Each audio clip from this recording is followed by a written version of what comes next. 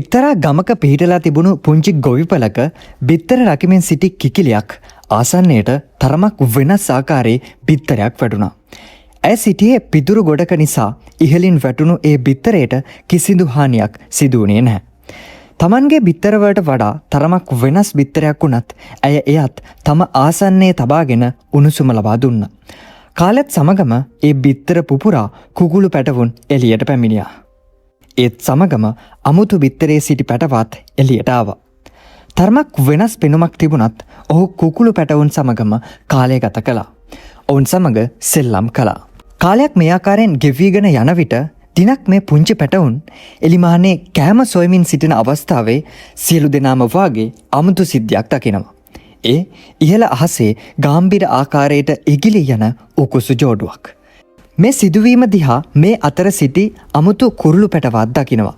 ඔහුට ඉබේම වාගේ කියවෙනවා, අනේ මටත් ඒ වගේ පියාඹන්න නැත්නම්. මේ කතාව කුකුළු රංචුවේ සිටි වැඩිහිටි කුකුලෙකුට ඇහෙනවා. ඔහු වහාම පිළිතුරු දෙනවා, උඹට පිස්සු හැදිලාද පොඩි ළමයෝ? කුකුළු ඉතිහාසයේ අපි කිසිම කුකුලෙක් ඔය වගේ ඉහළින් ඉගිල්ලිලා නැහැ. අපි එහෙම ඉගිල්ලෙන්න හිතලවත් නැහැ. අපි මේ පොළව හාරගෙන පොඩි කෑමක් හොයන් ජීවත් වෙන සත්තු කොට්ටාසයක්. දවල් හීනේ දකින්න නැතුව ගිහින් පොළව හාරන් මොන හරි කෑමක් හොයාගන්න. මේ කතාව එදා ඉඳලා විශ්වාස කරන මේ අමුතු පක්ෂියා මේ කුකුළු රංචුව සමගම ජීවත් වෙලා කාලයත් සමග මිය යනවා. නමුත් ඔබ දන්නවද?